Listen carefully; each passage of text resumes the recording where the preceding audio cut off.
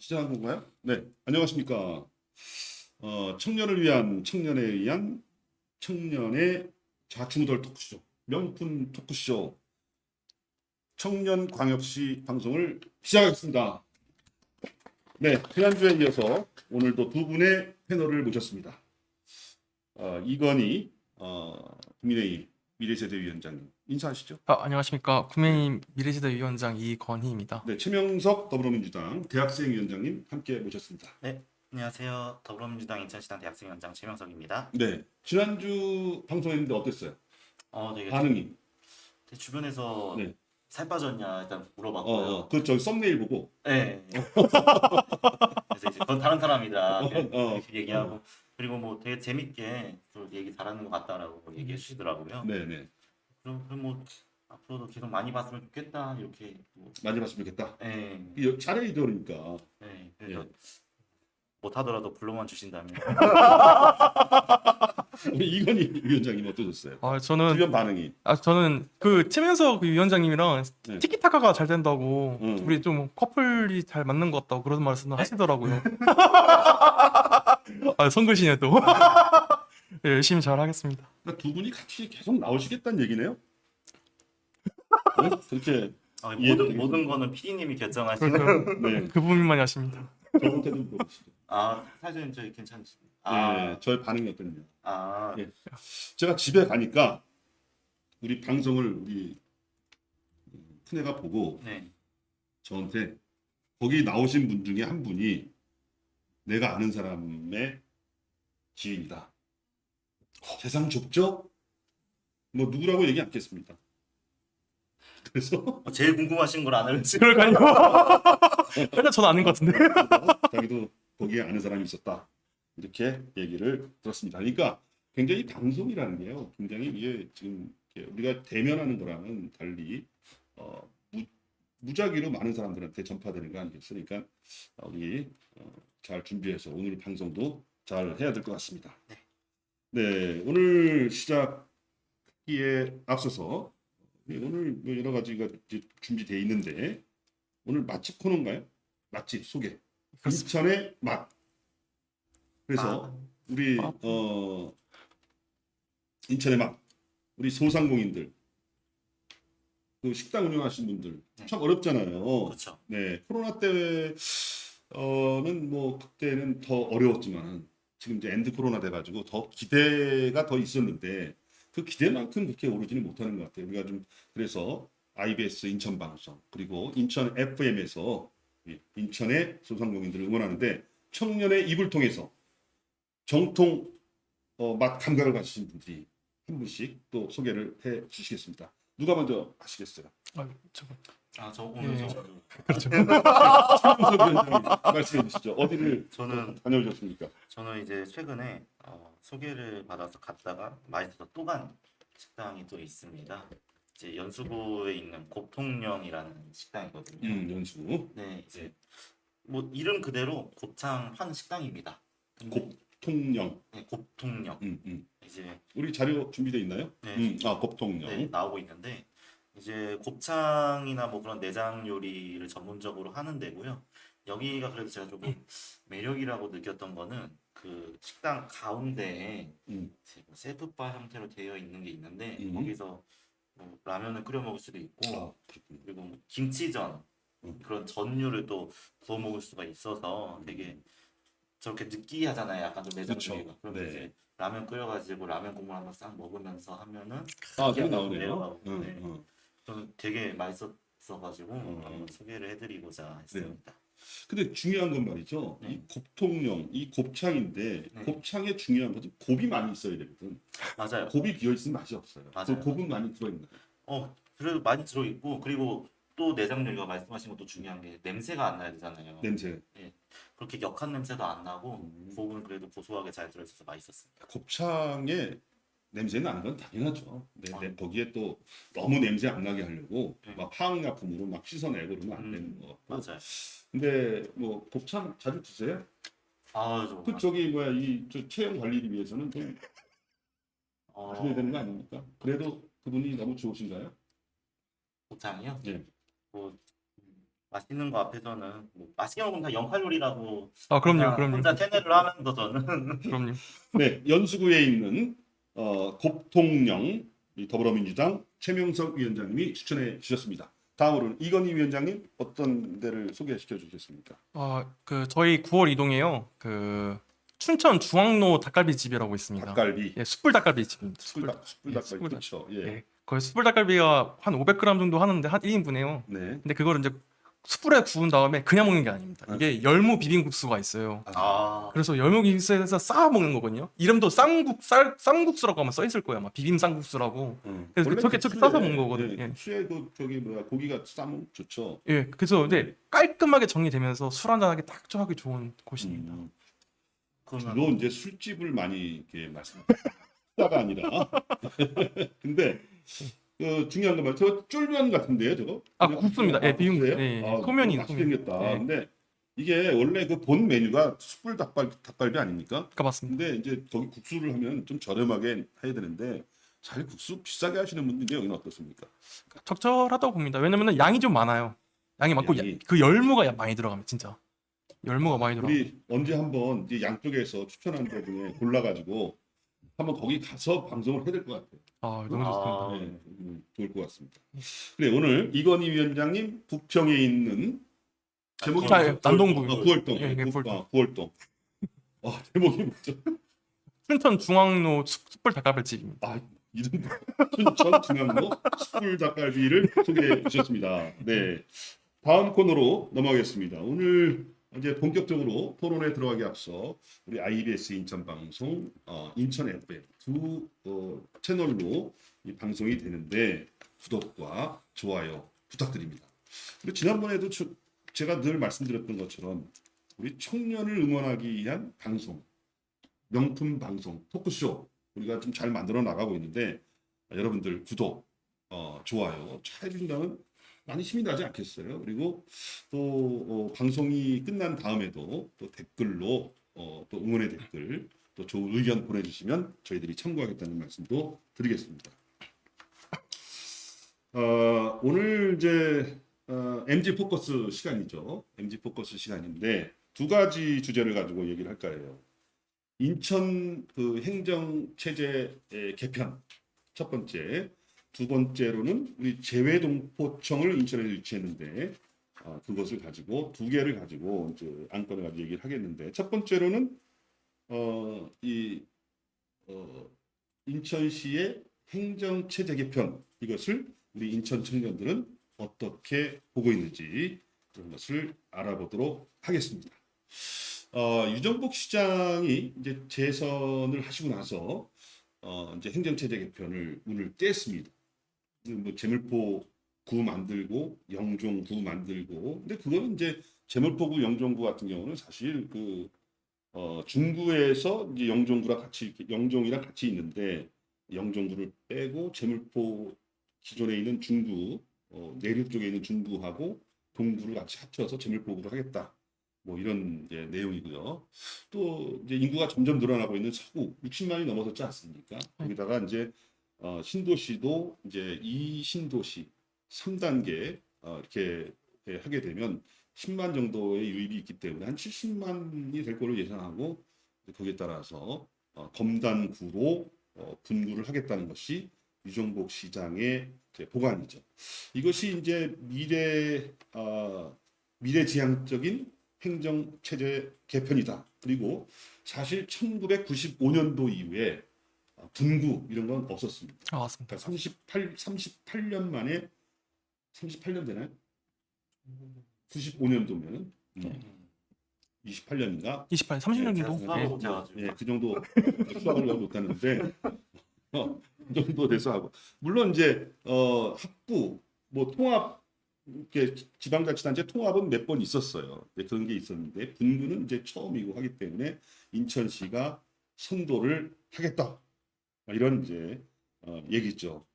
이 과정이 이제 인천시가 발의를 하면 이제 기초자치단체 해당 기초자치단체 의회의 승인 그리고 광역단체의 이제 승인을 받고 인천시가 이제 행정안전부로 넘기면 거기서 시작이 돼서 법률안이 만들어지고 또 국무회의 의결 또 국회 의결해서 공포하고 이제 개정을 하게 되는데 지금은 이제 시 광역 의회의 승인만을 이제 마친 거죠. 앞으로 더 갈 길은 많은데 자 여러분들께 하나씩 이제 한번 물어보도록 하겠습니다. 제가 이제 여기 어떻게 여기 있네요. 응? 자 인천시는 이번에 이제 계획된 행정체제 개편, 미래지향적인 행정체제 개편이다, 행정조직 개편이다 이렇게 이야기하고 있는데 여기에 대해서 최명석 민주당 대학생 위원장님 어떻게 네. 생각하세요? 일단은 장기적으로 봤을 때 이렇게 분구가 되는 거에 대해서 저도 긍정적으로 생각을 하고 있습니다. 군구에 대해서 네. 네. 그리고 뭐 다시 또 통합이 되는 부분에 대해서도 어느 정도는 공감을 하고 있는데요. 다만 제가 조금 우려스러운 부분이다.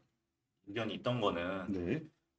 너무 지역 주민들과 그리고 기초광역의원분들한테 설명이 하나 좀 부족하지 않았나 싶으면 특히나 하다못해 그 지역에 있는 국회의원분들도 이제 한간에 하면은 그냥 딱 인천시에서 발표를 하고 나서 그 소식을 접하셨다고도 하고 그리고 실제로 시의회에서도 많이 당황을 했다고 해요.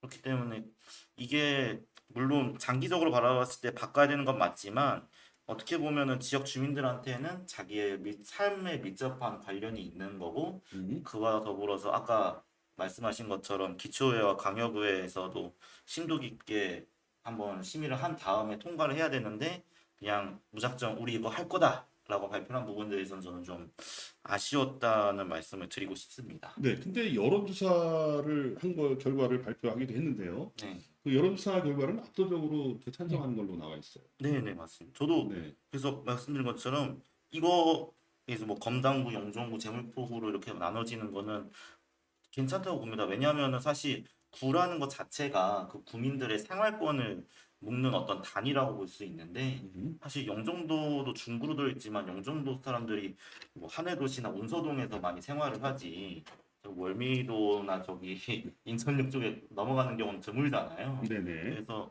그리고 검단 같은 경우에도 그 아라뱃길 넘어 있는 그 검단 신도시와 그리고 기존에 있는 서구 연희동 서구 그쪽 일대랑 어느 정도 좀 분리가 되어 있기 때문에 찬성하는 건 저는 국민들 입장에서 당연하다고 생각을 합니다. 저도 장기적으로 봤을 때는 그렇게 분구가 되는 게 맞다고 말씀을 드리지만 너무 좀 급하게 처리된 면이 있지 않나라는 말씀을 드리는 겁니다. 네.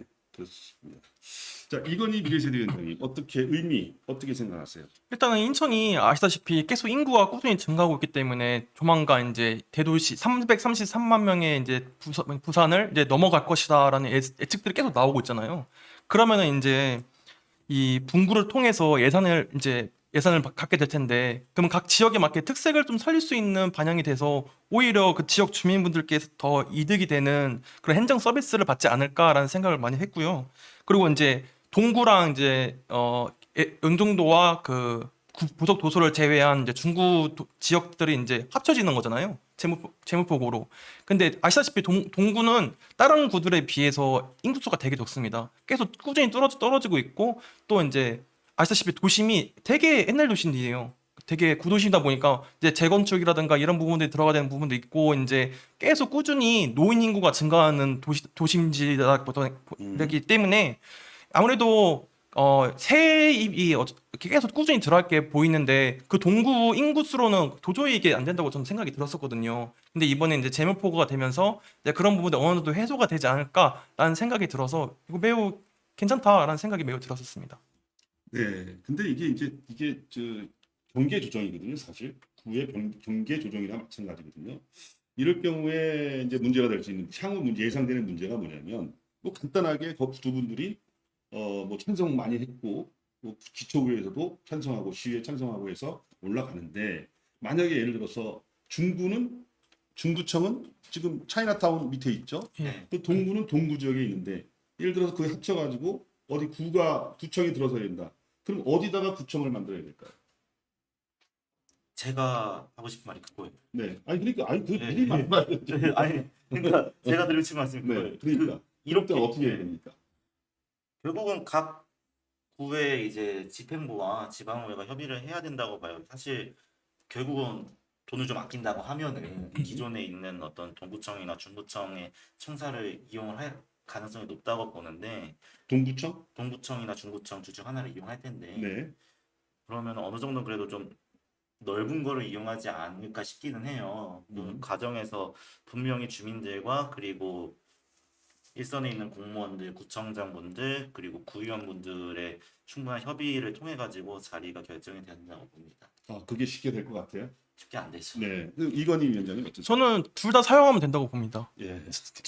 네. 아, 뭐야? 이거는 사용- 둘다 사용하면 되는데. 이 차까지 사용이 되는 게 왜냐면은 의 효율성이 떨어지니까 아, 그 그렇잖아요. 접근성을 더 좋게 만들면 되는 거죠. 네. 그러면. 그러니까 이제 동구에 있는 주민들은 아무래도 우리가 온전하게 동구는 남아 있는 거 아니겠어요? 그 중구의 전체 중에 일부가 또 나오는 거기 때문에 동구 주민들은 동구청으로 이제 해야 된다 이렇게 할 가능성이 많고 중구에 계시면 정통성이라든가 아무래도 이제 좀 뭐 번화가랄까 이런 측면에서는 이제 뭐 중구청을 주장할 가능성이 많죠. 근데 나중에 보면 말이죠. 이것이 이 자존심의 대결이 된단 말이에요. 맞아요. 네. 그렇죠. 그것을 두 개를 이용한다면 굳이 그걸 할 이유가 없는 것이죠. 이제 그런 면에서 우리 청년들이 생각하는 이 경계 조정, 행정 조직 개편, 이제 분구를 했을 경우에 이제 행정 서비스는 굉장히 좋아질 수가 있습니다. 그렇죠. 예를 들어서 이 공무원 1,000명이 50만을 이제 60만을 상대한다면 굉장히 행정의 서비스의 뭐 질은 좀 떨어질 가능성이 많은 거죠. 그렇죠. 우리가 행정 서비스가 제일 높은 데가 어딘지 아세요? 강화군, 그다음에 동구 이런 데가 행정 서비스가 굉장히 높습니다. 인구는 한 5만에서 6만, 공무원 수는 한 700명 이렇게 되니까 인당 그 주민들 인당 그 공무원 수는 굉장히 높은 편이죠. 그 대신에 이제 부평이라든가 남동구, 서구 이런 데는 많이 주민들이 불편을 호소하고 있습니다. 그렇다면 우리 청년들은 어디에 중점을 두고 이 분구를 보고 있는가? 예를 들어 청년 미래 세대에 부담이 되는 그 구청 하나 만들기 위해서는 상당히 많은 자금이 투입되고 인원이 공무원이 늘어나게 됩니다. 최소한도로 유지되는 게 한 6, 700명 정도 되는 것 같아요. 오만의 동구라든가 이제 그 강화군 보면은 그렇죠. 그리고 이제 행정 서비스 면에서 보면 당연히 분구를 해서 각각의 특성에 맞게끔 그리고 그 생활권에 맞게끔 조정하는 것은 뭐 그렇게 해야 된다는 뭐 그런 것은 이제 그동안에 해왔던 것이고 우리 두 분 중에 말씀 이건희 위원장이 먼저 말씀드릴게요. 네. 우리 어떻습니까? 그 분구를 통해서 행정 서비스를 질을 높이는 것이 우선입니까? 아니면은 좀 행정의 효율성이라든가 비용에 너무 과도한 부담 이런 걸 줄여야 된다. 이런 측면은 어떻습니까? 근데 저는 행정 비용이 증가한다고 해도 이게 어쨌든 간에 공무원 수가 늘어나는 부분도 없잖아 있잖아요. 그렇다면 이제 청년들의 입장에서는 더 많은 일자리가 창출이 돼서 네. 오히려 청년들이 양질의 일자리를 받을 수 있는 기회가 될 수 있다고 저는 생각이 듭니다. 일자리 측면이 있다. 네, 예. 그리고 또 이제 일자리가 늘어나게 되면은 이제 업무량이 아까 말씀하신 것처럼 이제 업무량이 분산이 되겠죠. 그러다 보면은 이제 결국 최종적으로는 이제 그쪽 지역의 국민들께서는 이제 양질의 서비스를 누릴 수 있는 기회가 더 많아질 거라고 생각이 들고요. 그리고 이제 예시로 사회복지팀들 지금 업무량 엄청 많지 않습니까? 네. 그리고 타 부서 공무원들의 그 근무 연속을 보면은 제일 낮은 데가 사회복지도기더라고요. 엄청 빨리 이제 퇴직을 하시는데 근데 이런 부분들이 어느 정도 개선이 필요하다는 생각이 들었는데 이렇게 분구가 되면은 이렇게 해소가 좀 되지 않을까라는 생각이 듭니다. 네, 이건희 위원장 의견 드렸고요. 우리 최명석 위원장님 어떻습니까? 저는 어느 정도 공부에 대해서 필요하다고 말씀을 드리는 이유 중에 하나는 아무래도 국민들의 어떤 행정 서비스 접근성으로 저는 말씀을 드리고 싶어요. 사실 뭐 검단만 예로 들어도 검단 신도시에서 여권 하나 발급받으려면 연희동까지 가야 되는 건데 구청에서 담당을 하니까 그런 부분에 대해서는 어느 정도 좀 각 그 동네에 계신 주민분들이 편의성을 어느 정도 가지고 가실 수 있지 않을까라고 생각이 드는데요. 그런데 한 가지 좀 또 걱정이긴 한 거는 이제 재정 이야기를 좀 하셨잖아요. 이게 사실 구가 분구가 돼서 구청이 새로 생기고 공무원 새로 뽑는 거에 대해서 즉 공무원 신규 채용관에서도 지금 기재부가 많이 반대를 하는 상황이 좀 얼마나 탄력을 받을지 저는 좀 의문인 상황입니다. 아까 말씀하신 대로 최소 700명 정도는 있어야 된다고 하셨는데 그만큼 과연 수월하게 뽑을 수 있을지가 저는 오히려 좀 의문입니다. 음. 그 여권을 발행하기 위해서 검단의 기존에 계신 분이 이제 서구청까지 가는 게 좀 멀다고 하셨는데 사실 그 송도에서 연수가 더 멀지 않습니까? 그쵸. 근데 저는 네. 대중교통 접근성도 한번 따져보는 거죠. 2호선 잘 돼 있잖아요. 인천 2호선이. 네.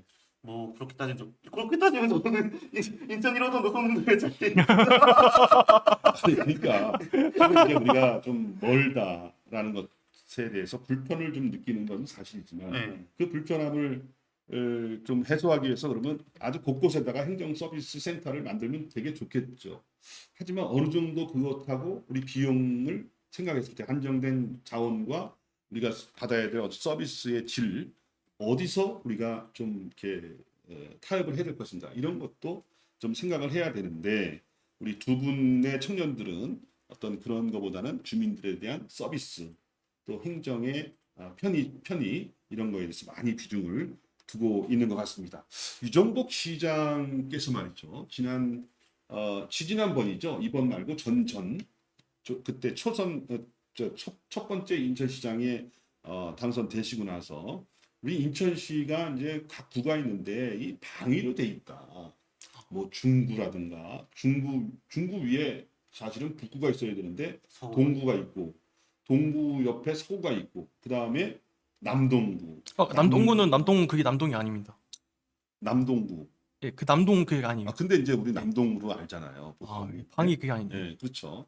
근데 이제 계양구 이런 데는 부평구, 연수구 이런 데인데 남구는 이제 미추홀구로 바뀌었고 그래서 다 바꾸려고 했는데 사실은 그걸 다 맞추지를 못했어요.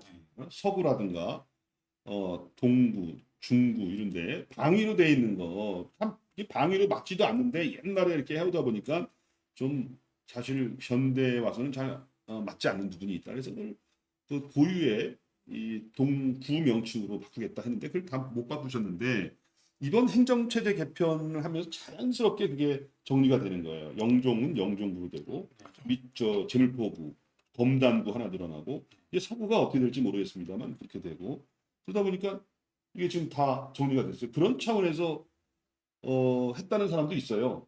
왜 유정복 시장은 이번에 또 그 행정 조직 개편 왜 했을까요? 저 최명석 위원장이. 사실 방금 말씀하신 것처럼 방위에 따른 구 명칭에 대해서 인천에 놀러 오던 제 친구들이 항상 의문을 가지던 게 네. 자기는 분명히 고속도로에서 서인천 IC를 지났는데 맞아. 가자 IC 가면은 동인천 방향으로 빠지는 방향일 IC 하실 수도 있고 그리고 동인천역이 왜 제 끝에 있는데 동인천역이라 하는지 모르겠다. 그죠. 서인천인데. 서인천역 아니냐 제가 이제 설명을 해줬죠. 인천역의 동쪽에 있어서 동인천역이다. 그렇죠, 그렇죠. 그랬더니 더 이해를 못하더라고요. 그래서 사실 외부에서 오는 분들에 대한 어떤 그 이미지도 좀 있다고 봐요. 그리고 어느 정도 이 방위에서 오는 호칭이 저도 얼핏 듣기로는 너무 이제 구시대적인 산물이고 각 구만의 대표성을 띠는 이름을 가지는 게 이제는 중요하지 않나. 그게 어떻게 보면 또 자치분권의 다른 의미의 시작이지 않을까라는 생각이 또 들기도 하거든요. 그래서 그런 부분이 담겨져 있는 거라고 하면 전 좋게 바라볼 것 같습니다. 사실 저도 계양구에 원래 살다가 남구 지금 이제 미추홀구로 이사를 가면서 저도 의문이었어요. 남구라고 하는 사실 연수구가 제일 남쪽에 있는데 맞아요. 왜 남구일까 하다가 이제 미추홀로 바뀌고 오히려 사람들이 좀 이제 좀 됐다. 남구에서 이제 연수가 이제 분구가 되고 네, 그러면서 거기 남동구가 또 된 거죠. 네. 그래서 되게 헷갈리는 사람들이 많더라고요. 그래 이건희 위원장님 어떻게? 저도 이 부분에 대해서는 최민석 위원장님과 매우 동일한 시점을 갖고 있는데요. 아무래도 방위 표시는 진짜 너무 뭐랄까 그냥 행정적으로 딱딱딱딱 나는 기분이어가지고 그러니까 그 지역의 특색을 보여주지 못한다고 저는 생각이 들었었어요. 그래서 이번에 미추홀구로 바뀌었을 때 다른 서구라든가 아까 말씀한 그 동인천 지역이라든가 이런 부분들이 조금 개선이 됐으면 좋겠다라는 생각을 가지고 있었거든요. 그리고 또 저는 의문이었던 게 또 서구도 서구인데 약간 중구도 별로 이렇게 중앙에 있다고 생각이 안 들거든요. 미추홀구가 더 중앙에 와가지고 그래서 그래서 약간 이런 것들이 사람들이 헷갈리는 부분도 있고 구시대적인 관점도 제가 어느 정도 들었다고 생각이 들어서 이런 지역 특색을 살리는 이제 그런 이름으로 바뀐다는 거에 대해서는 매우 긍정적으로 바라보고 있습니다. 두 분이 다 비슷한 생각을 네. 하시는데 굉장히 그러면 지금 긍정적으로 좀 바라보고 계신다 볼 수가 있고 지금 이제 아까 제가 말씀을 드렸던 것처럼 이 시위에 끝나서 인천시에서 정리해서 건의를 하게 되면 행정안전부로 가고 행정안전부에서 법률안을 마련하고 국회 이제 국무회의. 의결을 네. 거쳐서 네. 이제 국회 의결을 거치면 다시 이제 법제처로 가서 뭐 또 하고 이렇게 해서 법제처 먼저 검토하고 그다음에 이제 국회를 가죠. 이제 그런 과정이 있는데 이게 이제 쉽지 않은 거죠. 왜냐하면은 그동안에 이제 그 통합은 있었어요. 지자체 통합시, 마산, 창원, 아 그렇죠, 그렇죠. 네, 진해. 네. 이렇게 해서 이제 창원시 통합 창원시로 간 경우도 있었고 또 청주하고 이 청원군 그 행정통합도 그동안에 있었고 잘 진행이 됐습니다. 하지만 이 분구 같은 경우 말이죠. 그동안에 이렇게 승인을 잘 해주지 않았던 거죠. 그러니까 이제 달서구 대구 달서구 같은 경우 아, 2000 그때 6년부터 아마 그게 진행이 됐던 것 같아요. 그때 달서구 인구가 60만이 넘었습니다. 최근에 이제 달서구 그쪽에 이제 성서구하고 달서구랑 이렇게 나눈다는 것이었는데 성서구 행정타운을 그때 마련한 거예요. LH에서 도입해가지고 행정타운을 만들어서 아마 성서구가 분구가 되면은 이제 행정타운으로 하겠다. 근데 그걸 최근에 대구시에서 그 달서구에서 그걸 매각을 이제 해서 그쪽 주민들이 반발도 했고 또 대전도 이제 그 서구 같은 경우 대전시 서구도 역시 마찬가지로 그 당시 60만이 아마 넘었던 것 같아요. 50만이 넘었나 그래서 사실 50만 기준이 아닙니까? 그래서 거기도 이제 대전 서구도 이제 뭐 이렇게 분구를 하겠다는 계획이 있었는데 진척이 안 되는 거죠. 이제 그런 측면에서 봤을 때 그리고 2007년도에 그 이명박 그 정권이 들어섰을 때 그때 이제 나왔던 화두는 그런 것이었습니다. 분구보다는 100만 도시로 만들어서 이제 그 효율성을 높이겠다 이런 것이었어요. 그 이후로 분구 얘기가 없었는데 2022년도 지방선거 이후에 유정복 시장이 그 분구 얘기를 이제 올린 거죠. 누가 먼저 할까요? 최명석 위원장님. 네. 그 뭐 행정 경계 변경이라든가 네. 뭐 이거는 이제 구가 늘어나는 게 아니니까 재율포구 만들고 이거야 뭐 조금 이리 뛰고 저리 뛰고 해가지고 붙이는 거니까 크게 문제가 없는데 네. 구 하나를 늘리는 거에 대해서 이게 가능하다고 보시는 거예요? 주민들은 지금 제가 만나보면요. 2024년까지 2026년 그러니까 그 다음 지방선거 전까지 다 분부가 되는 걸로 알고 있어요. 가능하다고 보세요? 좀 어려울 것 네? 같은데 어려울 것 같으세요? 좀 더 멀리 봐야 될 것 같아요. 멀리 봐야 된다. 이게 아까 말씀하신 것처럼 사실 그래도 어느 정도 인천시는 좀 속도가 조금 있다고 생각은 해요. 근데 물론 그 과정에서 주민들과의 소통이 조금 더 많이 됐으면 하는 바람은 있지만 근데 의지의 차이라고 저는 또 봅니다. 이게 얼마나 확고한 의지를 뭐 시정부와 그리고 중앙정부, 국회, 지방의회가 가지고 있느냐에 따라 가지고 달라지는데 사실 지금 아까 말씀하신 것처럼 주민들 여론도 우호적으로 나오고 있고 그리고 이미 지금 광역의회까지 통과가 됐다고 하셨잖아요. 그러면은 사실 국회의 문을 어느 정도 또 넘어야 되는 게 있는데 물론 행안부에서 이제 검토를 거쳐서 와야 되지만 내년에 총선이 있는 상황에서 국회 심사를 과연 좀 빠르게 통과할 수 있을지 저는 좀 의문이 듭니다.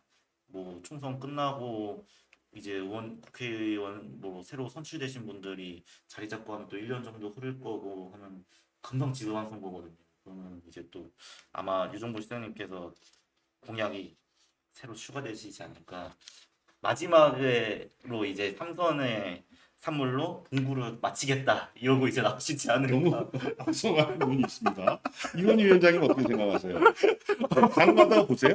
가능성 어떻게 보시는 거예요? 저는 일단은 놀랐던 게요. 단계가 거쳐야 되는 단계가 너무 많더라고요. 보니까 한 너무 복잡해요. 네, 8단계나 되더라고요. 여기 보니까. 근데 저희가 지금 3단계 정도 온 건데요. 근데 아까 그 최명석 위원장님 말씀하신 것처럼 구 같은 경우에는 주민들의 생활권을 묵는 건데 이 생활권이라는 게 항상 똑같은데 고정된 건 아니지 않습니까? 계속 이렇게 유형 바뀌는 그런 건데 이런 거를 좀 맞춰서 갈 수 있게끔 조금 플렉시블한 약간 법안을 조정이 좀 필요하지 않을까라는 생각이 먼저 우선 들었고요.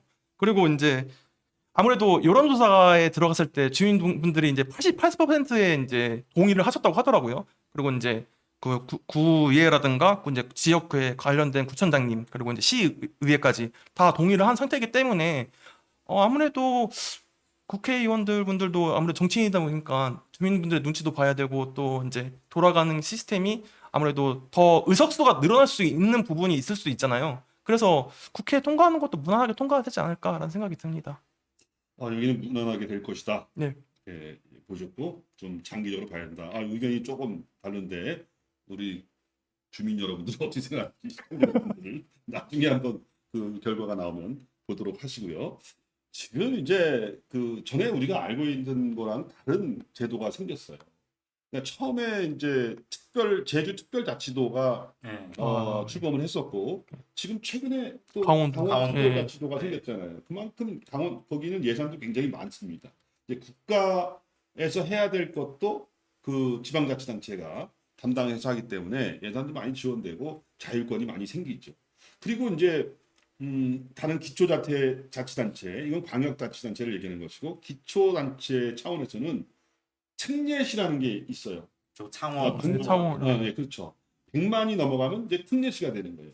그 특례시 역시 마찬가지로 광역단체의 권한 이런 것들을 많이 위임받아서 네. 자체적으로 이제 개발 계획도 세우고 뭐 여러 가지 이제 그 하는 게 있는 거죠. 그런데 이제 분구를 하는 것은 특례시 100만이 넘어가면 이제 굉장히 특례구가 되는 거죠. 이제 다른 데는 특례시가 되는 것이고 특례시가 좋은 겁니까? 아니면 그냥 일반 시가 좋은 겁니까? 좀 특례시를 하면 좀 좋은 거 아니에요? 뭐, 네, 그런 걸 지향을 했기 때문에 이제 특례시를 만든 거거든요. 100만이 넘어가도 나누질 않는다는 그런 거거든요. 그런데 그런 차원도 한번 생각해 볼 필요가 있다고 생각해요. 이게 저는 이제 아까 방금 말씀하신 것처럼 음.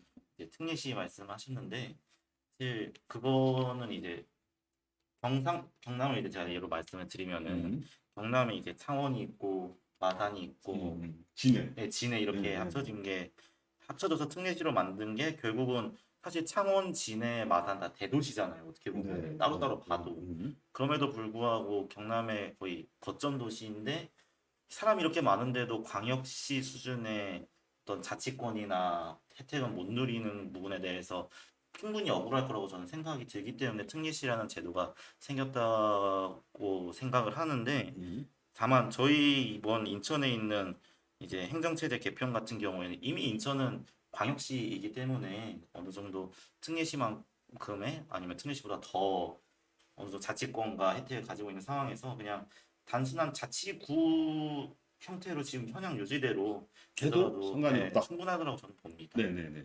이건희 위원장님 어떠세요?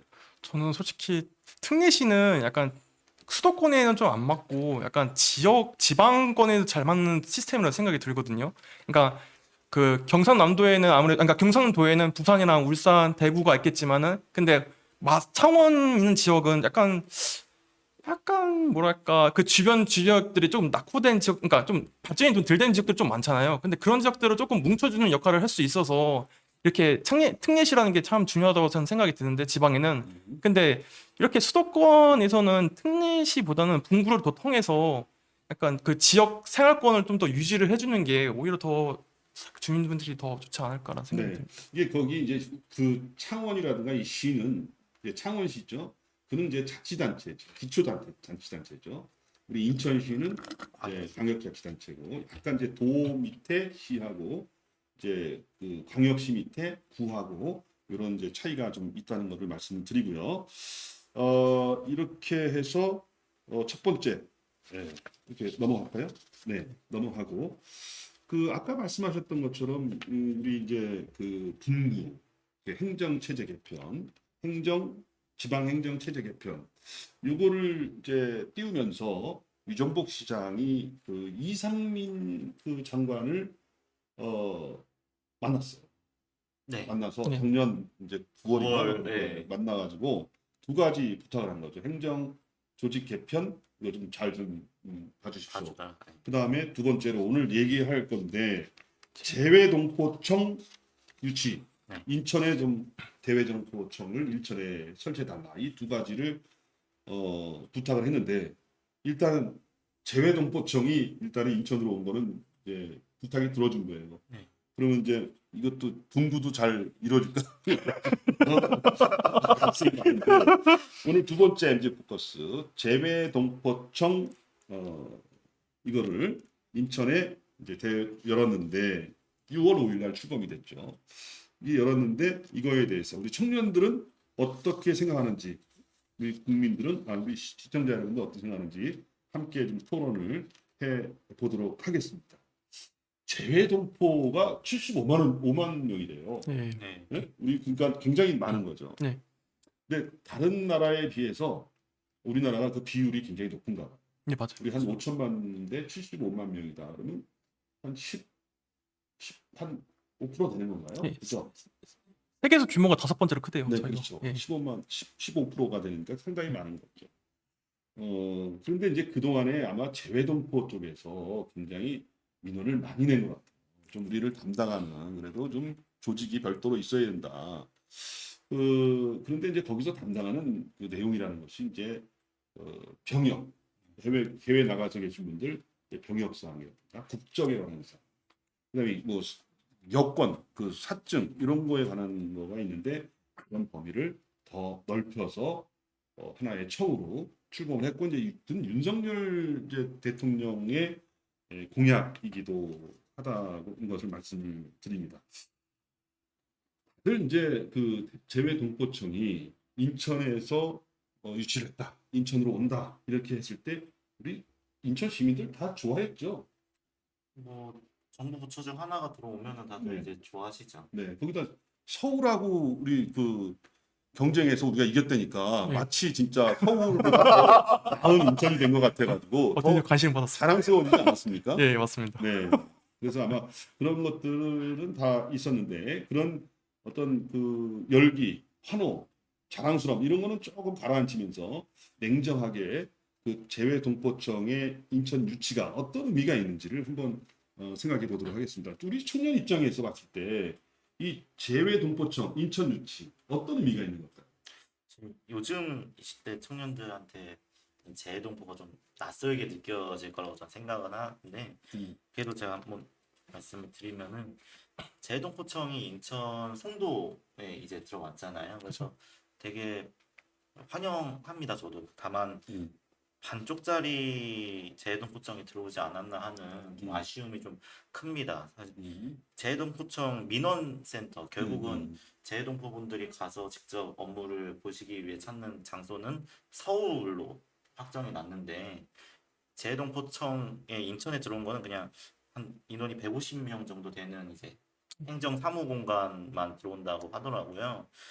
사실 너무 아쉬웠던 거는 이 재해동포청을 통해서 경제적인 효과를 충분히 누릴 수 있을 텐데, 이 반쪽짜리밖에 안 된 재해동포청 인천 출범이 저는 좀 굉장히 안타깝고, 오히려 좀 이렇게 유동국 시장님이 홍보하는 거에 대해서 너무 과대해가지고 조금 홍보하시는 게 아닌가 싶은 생각이 듭니다. 왜냐면은 그 사람들이 민원센터에 가서 바로 일을 끝내는 것도 아니고 근처에 가서 뭐 밥을 먹을 거고 뭐 쇼핑을 할 테고 하는 그런 부가적인 경제 요소들이 따라오는데도 불구하고 그거를 결국은 저는 서울의 본질적인 거는 뺏겼다라고밖에 볼 수 없다라고 생각을 합니다. 아, 네. 우리 최명석 위원장님 그렇게 생각하셨고, 그러니까 지금 이제 뭐 그렇게 생각할 수도 있는 거죠. 만약 예를 들어서 그거를 민원실은 이제 그 대부분 업무가 이제 여권이라든가 이런 업무가 많기 때문에, 또 여권의 어떤 뭐죠? 패스 그 사층? 사증 비자 기자나 예. 이런 거, 네. 비자를 받는 거 그 민원이 많기 때문에 그 대사관이 밀집해 있는 광화문에 민원실을 했다는 건데, 그거를 인정하지 않았다 그러면 인천으로 올 수는 없었겠죠. 그렇죠. 그렇죠. 그래도 어떤 그러니까 뭐 생각하기에 따라서 이렇게 뒤집어도 저렇게 생각할 수 있는 것 같은데, 어떻게 생각하세요? 저는 유치를 한 데 자체가요. 그 재해동포 수가 점점 많아졌다는 그 위상을 보여주는 것으로 생각을 해요. 아무래도 이제 750만으로 수가 늘어나고 있잖아요. 또 저희 부모님도 제해동포시거든요. 지금 외국에서 일을 하셔가지고 제 그래요? 동생도 제해동포예요. 음. 저도 제해동포였습니다. 저도 외국에서 유학 생활을 했었어가지고 그래서 이제 근데 항상 제해동포 생활을 하면서 느꼈던 것 중에서 좀 그랬던 지역 사회 얘기 좀 하다면요. 무슨 위급 상황이 생기면은 이제 일본 대사관에 가는 게 더 상황 이제 파악이 좀 빨리 된다라는 식으로 지역 사회에 그런 얘기가 있었어요 이미. 그리고 이제 아시다시피 코로나 사태 때도 저희 그 제해동포 분들은 그 본국 분들보다는 이제 좀 많이 늦게 받았거든요. 백신 같은 경우에도 그 부분에 대해서 되게 재해동포 분들이 회의감이 좀 많이 있었었는데 근데 이번 같은 재해동포청 유치에 따라서 이제 재해동포 분들이 어느 정도 서비스를 더 개선된 서비스를 받을 수 있다는 점에서 재해동포의 힘이 많이 강해졌다라는 생각이 많이 들었습니다. 그리고 아시다시피 중국 같은 경우에도 이제 화교가 있고 이제 미국 같은 경우에는 유대인들이 있잖아요. 다 재해동포들이란 말이에요. 그분들도. 근데 이런 재해동포 네트워크를 제대로 이용할 수 있는 센터가 우리 인천에 왔다는 게 너무 자랑스럽습니다. 네, 재외동포처이라는 게 뭐 아까 이제 민원 업무도 있지만은 그분들이 계속 이제 주장했던 것은 이제 그 재외동포의 권익을 향상하고 예. 교류를 활성화하고 또 활동을 지원하고 이런 것들이 이제 필요하다고 해서 그동안 했는데 이제 그게 이제 유치됐다면 다 좋아했어요. 그러면 그게 어디로 가느냐 그게 네. 뭐 청라 국제도시 할 거냐 송도 국제도시를 할 거냐 그래서 이제 사실은 이제 송도로 가는 걸로 다 결정이 됐습니다만 그게 발표되기 전까지는 야 인천에 그러면 인천시에서 어디로 그거를 넣을 것이냐 뭐 이런 얘기도 있었어요. 근데 그게 인천으로 온다고 발표됐을 때 사람들이 굉장히 환호하고 그러더니 그게 송도로 간다니까 청라에 계신 분이 그러더라고요. 뭐 백몇 명 거기 그 새로 그 들어오는데 그게 무슨 큰 의미가 있느냐? 큰 의미가 있냐? 지금 저기 일자리 빠져나가는 인천에서 일자리 빠져나가는 게 너무너무 많은데 그런 거랑 비교했을 때 그러면서 이제 좀 약간 이제 자기 지역을 안 오니까 좀 폄하하는 그런 것도 있었습니다. 폄하하기보다는 냉정하게 그걸 판단한다고 하는 거죠. 그래서 이걸 봤을 때 이제 거기에 접근성이라든가 아니면 이제 편의성, 그다음 지역 균형 발전 이런 차원을 가지고 이제 서울하고 이제 인천 그 지역에서 많이 했는데 거기 지역은 안 되고 수도권에 들어와야 된다는 것 때문에 그래서 인천이 이제 선정된 거라고 얘기를 들었어요. 물론 우리가 이제 이 최초 이민의 이렇게 출발지로서 인천의 역사성도 있고 그런데 송도로 가는 거에 대해서는 어떻게 생각하세요? 그 간 거에 대해서. 저는 그 청라도 좋지만 근데 송도는 알다시피 송도에는 지금 국제적인 대학교들이 많이 들어와 있어요 이미. 그리고 이제 연구 단지도 되게 많고 또 삼성 바이오 같은 이제 그런 대단지들이 있잖아요. 그 회사들이 대기업들이 그러다 보니까 이제 아무래도 청라는 아무래도 그런 부분들이 좀 미흡해서 약간 연계성을 좀 따졌을 때 약간 좀 더 송도가 효율적으로 좀 더 그런 거를 이제 부스터를 할 수 있는 위치다라고 생각이 들어서 아니 송도에다가 청라하고 이제 예. 청라하고 송도를 비교를 하는 건 아니고 이제 사실 원도심이라는 부분도 있잖아요. 네, 그렇죠. 원도심. 근데 청라는 아시다시피 네. 그 주변에 지금 발전된 곳들이 너무 많아요.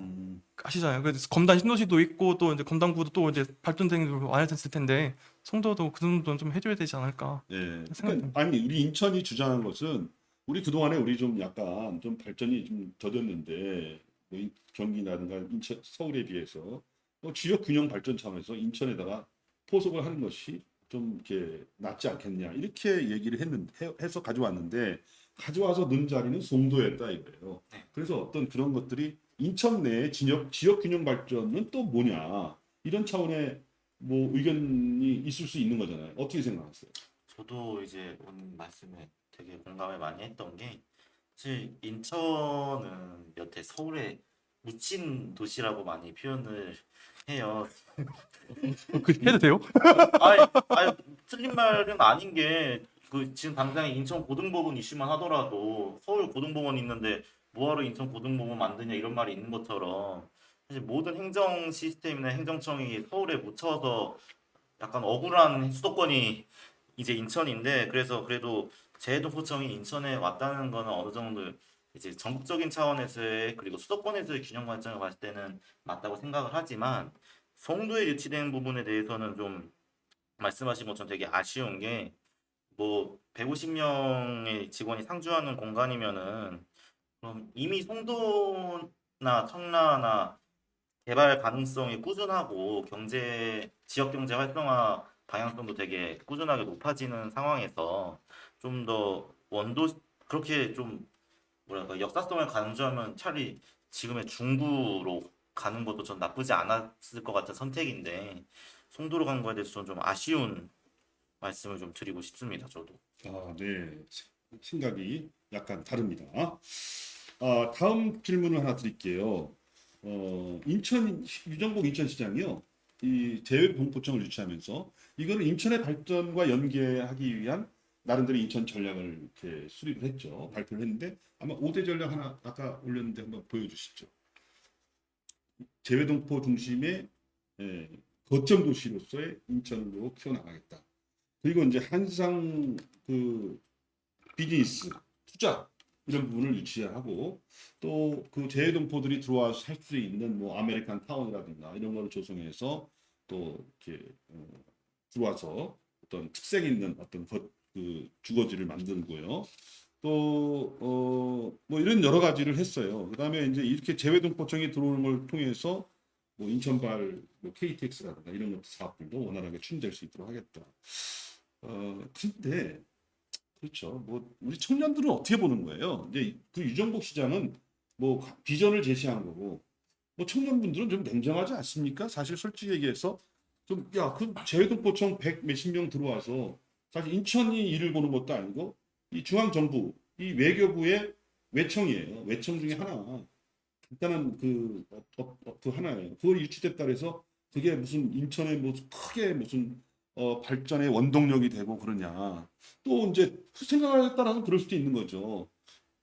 재외동포들이 들어와서 뭐 예를 들어 거주를 할 일이 있다. 그러면 왜 인천이지? 인천이 일단 살기가 좋고 거기 이미지가 좋고 내가 인천에 살고 있어. 내가 송도에 살고 있어. 청라에 살고 있어. 미추홀구, 남동구, 부평 이런 데 살고 있다고 얘기했을 때 사람들이 그 알아봐주고 아 그래 너 참 좋은 데 살고 있구나. 이랬을 때 들어오는 것이고 비즈니스 투자 같은 것도 한상들 투자를 유치한다 그럴 때 투자하는 것도 그 투자하는 사람들이 굉장히 그렇잖아요. 냉정하잖아요. 투자했을 때 어떤 그 돈 벌 수 있는 수익이 날 수 있는 그런 데다 투자하는 거지 수익이 나지 않는 그런 데다 투자하진 않잖아요. 그러니까 그런 조건을 뭐 마련하겠다는 어떤 그런 포부가 되는 건지 이렇게 될 건지 어떤 그런 거에 대한 명확하진 않는데 유정복 시장이 제시한 이 전략을 가지고 우리 인천이 이렇게 1000만 도시 프로젝트 뭐 이렇게 크게 이렇게 좀 이렇게 제시를 했는데 이번에 아까 여기 저부터 하겠습니다. 먼저 이번엔 저부터 하겠습니다. 저부터 먼저 예. 저부터 하겠습니다. 이건 말씀해 보세요. 어떻게? 너무 말하고 싶어가지고요. 가능해요? 저는 이게 가능성 어떻게 보세요? 저는 실험 가능성보다는 네. 대단한 투자라고 생각을 해요. 그러니까 기존에 296만의 도시에 투자를 할래, 1000만의 도시에 투자를 할래 했을 때 1000만 도시에 투자를 하는 게 더 뭔가 있어 보이지 않나요? 그럴 때는 이제 그런 1000만 도시라는 그 인구 수를 보여주면서 그러니까 기존 인천발 케이스를 뚫고 투자 유치를 조금 받아오고 에이펙 회의도 갖고 오고 그런 것들이 차고 쌓이다 보면은 결국에 시장님이 지금 꿈꾸시는 제문포 르네상스라든가 누홍콩 시티라든가 그런 프로젝트에 기반이 될 수 있기 때문에 이런 1000만 도시라고 말씀하시는 게 저는 과장이라고 생각하지 않아요. 그래서 이런 1000만 도시라는 표현을 써서 지금은 허위 광고로 보일 수 있겠지만은 이분들이 나중에 갖고 허위 광고는 거의가 아니에요. 모르는 거 아니에요?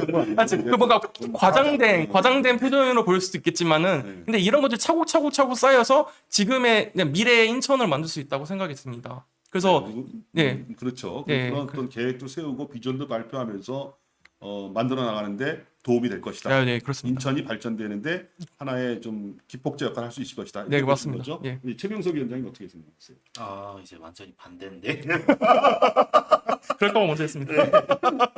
아니 되게 흥분해서 말씀을 하셔가지고 저는 사실 이 천만 도시 인천 프로젝트라는 이름 자체에서 좀 의문이 아까 말씀하셨던 것처럼 허위 과장 그 얘기를 허위는 아니죠. 네, 허위는 과장, 아니죠. 네. 네. 어쨌든 비전인 거니까 네, 허위는 아닌 비전이니까. 거죠.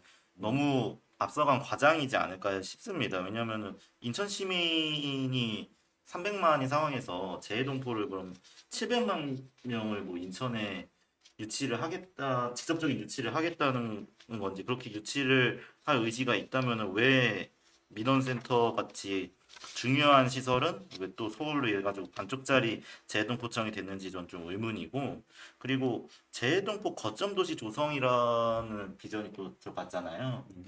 이거에 대해서 과연 유정복 시장님이 인천에서 그러면은 재해동포들이 매력을 느낄 만한 아이템을 얼마나 구상하실 수 있을지 저는 솔직히 조금 의문입니다. 뭐 이건희 위원장님께서 말씀하신 것처럼 제물포 르네상스나 뉴홍콩 시티를 통해 가지고 할 수는 있겠지만 제물포 르네상스랑 뉴홍콩 시티에 대한 그 지역의 개발에 대한 명확한 방향성과 좀 알기 쉽게 나온 기획이 아직도 저는 없이 그냥 유정복 시장이 뉴홍콩 시티다, 제물포 르네상스다 하면서 계속 그 동네 분위기 띄워주기만 하는 것 같기 때문에 좀 허울만 있지 않을까라는 생각이 들고요. 글로벌 한인 네트워크 육성 같은 경우에는 사실 이미 한인 네트워크가 온라인을 통해 가지고 많이 활성화가 되어 있는데 어떤 식으로 네트워크를 좀 더 활성화를 해가지고 인천에 이득을 가지고 오신다는 건지는 조금 궁금합니다. 저는 개인적으로. 그 연관성이 네. 좀 확실하지 않은 것 같다. 네, 좀 그리고 냉정하게 판단해 주셨습니다. 지금 네. 이제 시간이 50분이 넘어가고 네, 있어요. 저도 이렇게 얘기하다 보니까 너무 시간이 훅훅 가네요. 지나가 버려. 그러니까요, 오늘 자, 이쯤에서 끝내고 다음번 이제 중앙 그 얘기를 해볼게요. 네, 어제 그제 국회에서 났죠. 김예지 국회의원의 대정부 아. 질문 얘기 들으셨죠? 오늘 뭐 각 언론마다 난리고 네, 또 유튜브 방송에서도 굉장히 얘기가 많이 나왔습니다. 수치 엄청 나오고. 네, 거기서 이제 대표적으로 이제 그분이 발언하신 내용, 이 코이라는 그 물고기, 금붕어죠. 금붕어를 아십니까? 조그만 이제 어항 속에 있을 때는 10cm 정도 자라고, 이게 수족관으로 가게 되면 30cm 자라는데 강에서 자라게 되면 1m까지 자라는 그런 물고기다. 그러면서 이 소수 이제 뭐 장애인, 청년 이렇게 이런 분들에게 그 가능성을 좀 열어주는 그런 정치가 됐으면 좋겠다. 뭐 이렇게 하면서 화두를 던졌어요. 그래서 참 그 많은 거기 있는 국회의원들도 뭐 기립해서 박수를 했다고 하고 또 국민들도 아 저게 진짜 정치구나. 그런데 이제 그분이 하는 얘기가 그것만 한 게 아니라 사실은 이제 뭐 그 검수완박 이 얘기를 하면서 왜 이렇게 어필할 수 있는 기회를 안 주느냐 이런 이제 어떤 그 서로 양 당이 대립할 수 있는 그런 내용도 했습니다. 그렇지만 다른 사람이 했을 경우는 막 그 항의하고 뭔 얘기하는 거야 막 그 항의 많이 나오잖아요. 근데 그렇죠. 그분에 대해서 그런 게 없었어요. 차분하게 자기 그 장애인 분들에 대한 정책에 아직 미흡한 것들 또 어떤 계획을 가지느냐 이런 거를 했어요. 근데 그에 반해서 말이죠. 우리 청년들을 보면은 양당의 그 청년 최고위원 말이에요. 좀 청년들에 대한 정책은 없어요. 상대방 그냥 그 저 비난하는 그 얘기밖에 없어. 어떻게 생각하세요? 여기부터 해야지 이제. 어떻게 생각하세요? 청년. 저희 당에서 이제 대표적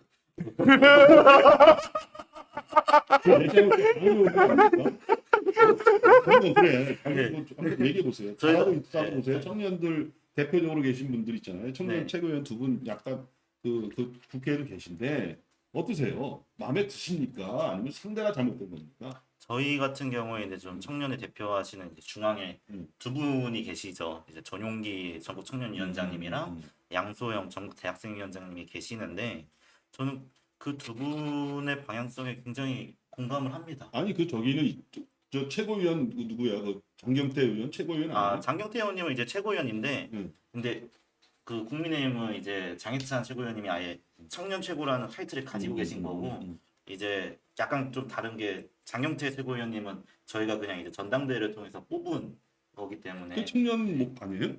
아예 그냥 음. 그냥 예, 예. 똑같이 아니, 뽑은 그러니까 겁니다. 청년 아니에요. 그러니까 그런 거에 대해서 어떻게 생각하시냐 이거예요. 우리 청년은 같은 생각을 가져야 되는 거 아닙니까? 그런 분야에 그런 부분에 대해서 예를 들어서 기존 정치권에 들어와서 청년들이 진짜 그 청년들을 제대로 잘 키워주기 위한 정치 시스템이 아니라 완전히 무슨 뭐 어디 그 이렇게 사선에서 소총수 같은 이런 걸로 내세워서 말이에요.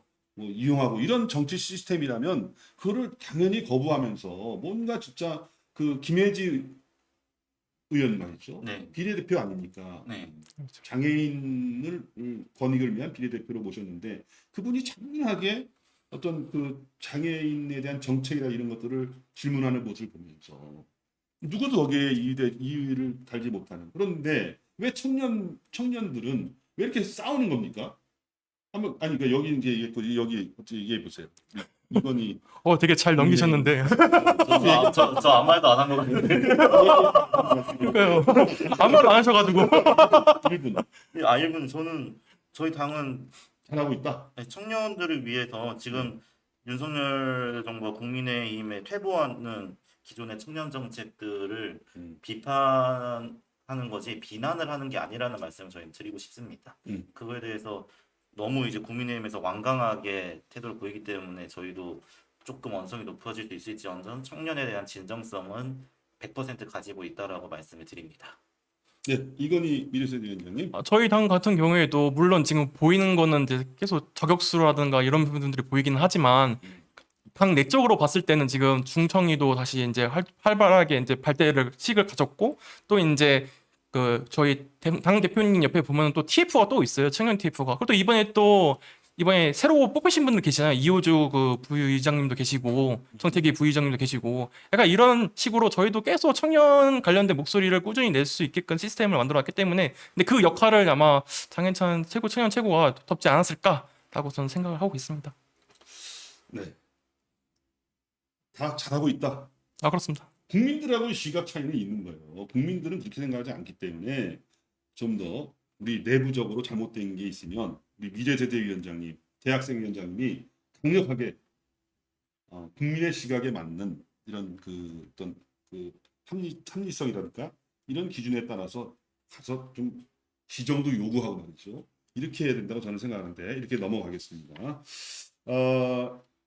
여러분들 구독과 좋아요 다시 한번 부탁드리고 또 댓글로 또 이렇게 말씀해 주시면 저희도 소개하는 시간도 있고 또 끝나고 나서도 거기 또 문자 남기는 게 있어요. 그러면 저희들 아이디어도 저희들이 좀 참고하도록 하겠다는 말씀드리고 응원의 댓글 많이 보내주시면 우리 청년들에게 힘이 되지 않을까 이렇게 생각합니다. 안 알려줌? 좀 알려주셔야지. 시민들은 잘 모르던데 그러니까 시민들한테 아직 말씀하시는 것처럼 그런 부분이 잘 이렇게 전파가 안 된 부분이 있다 이런 말씀하신 것 같고요. 김수철님, 예, 또 뭐 이렇게 이모티콘 보내주신 거 감사드려야죠. 똑같이 하트 이모티콘으로 네. 제가 네, 다음 코너로 넘어가겠습니다. 세 번째 코너죠.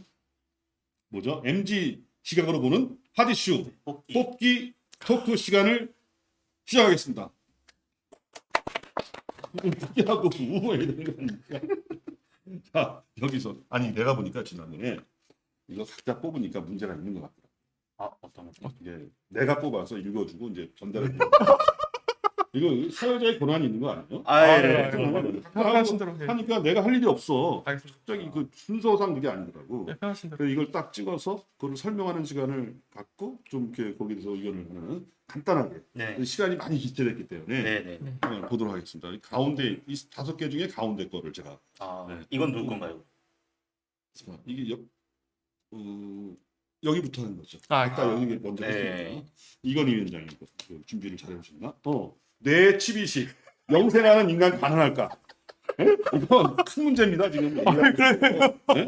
그 청년들은 어떻게 생각하는지. 이거 안 그래도 이거 관련된 드라마를 좀 본 적이 있어요. 네, 뭔데요? 업로드라고 그 미드가 있는데요. 그게 뭐냐면은 업그레이드 아니 혹시? 업로드예요. 업로드. 어떻게 영화 업그레이드에 이런 영화가 있던데? 예, 아 그런가요? 아, 네. 제가 본 거는 이제 업로드라는 드라마였는데 음. 일단 어떤 부자가 사고로 이제 치료할 수 없는 이제 데미지를 입어가지고 음. 선택을 해야 되는 길에 그냥 죽거나 아니면 이제 컴퓨터 상에다가 자기의 모든 것들을 복제를 할 것이냐 선택을 하는데 이제 거기서도 이제 보여주는 게 내가 AI 속에 나는 과연 난가? 라는 걸 보여주거든요.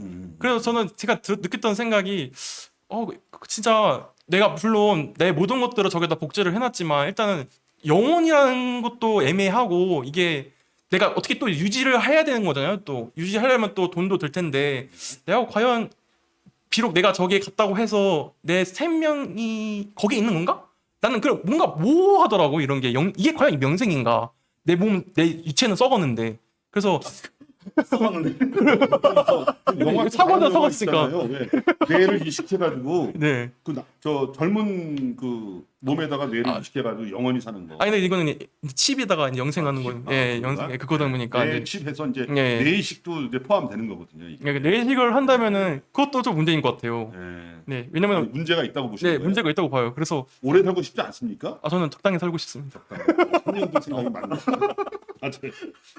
이렇게 얘기 간단하게 들었고요.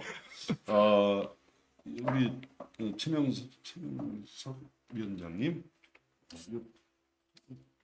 하나 빼고 나머지예요. 네. 긴장하지 마시고. 굉장히 떨리네요. 야 이거 제3의 경제 위기 조짐. 이거 제3의 경제 위기 오면 안 되는데 네. 이게 이런 게 있다는 거예요 지금. 설명해 주시죠. 조짐이 있다는 거죠. 제3의 경제 위기. 이제 IMF 그다음에 97년도, 2007년도에 선진국발 경제 위기, 네. 금융 위기. 그다음에 이제 제3의 위기. 네. 지금 최근에 말이죠. 최근에 미국에서는 이제 이자율을 더 종결했습니다만 네. 이 국내 우리 외국 나라하고 미국의 이자율 차이가 높아질수록 위기가 올 가능성이 있다. 네. 그래서 이제 그걸 예측하는 사람도 많고 아니다 이런 사람인데 어떻게 보시는 거예요? 결국은 지금 표면적으로 이제 그리고 통계적으로 따졌을 때는 중소기업 대출금리랑 그리고 대기업 대출금리 차이가 얼마 나지 않는 상황의 트레이였는데 이게 결국은 지금 금리 차이에서 중소기업이 결국은 어떻게 보면은 소상공인 대출의 금리에도 영향을 끼치게 되는데 그만큼 지금 금리가 높아지는 거에서 소상공인들 이제 아래에서부터 조금씩 경제적으로 무너지는 단계가 시작되지 않았나라는 생각이 듭니다. 그로 인해서 결국은 물가 상승이 초래되는 거고 결국은 그거에 대한 장기적인 피해는 저희 나이대가 겪게 되는 거기 때문에 지금도 늦었죠 사실. 지금이라도 충분히 빨리 이거에 대한 대책을 기재부든 국회든 세워가지고 장기적인 국가 경제 플랜에 대해서 세워야 되지 않을 시기가 되지 않았나 싶습니다. 네, 좋은 의견 들었습니다. 경제 위기가 오면은요, 그 경제 위기가 끝나는 것이 아니라 그 세대 한참 왕성하게 자기 그 경제 활동을 펼쳐야 할 그 시기에 있는 분들이 좌절을 겪게 되고 또 가정이 해체되고 그래서 사회 전반적으로 굉장히 악영향을 끼치기 때문에 되도록이면 이제 경제 위기 오지 않도록 잘 국가에서 우리 지방자치단체에서 관리를 잘 해야겠다. 외교도 잘 해야겠다. 이런 말씀을 드리면서 오늘 두 번째 이 두 번째 오늘 방송 시간이 있었는데요.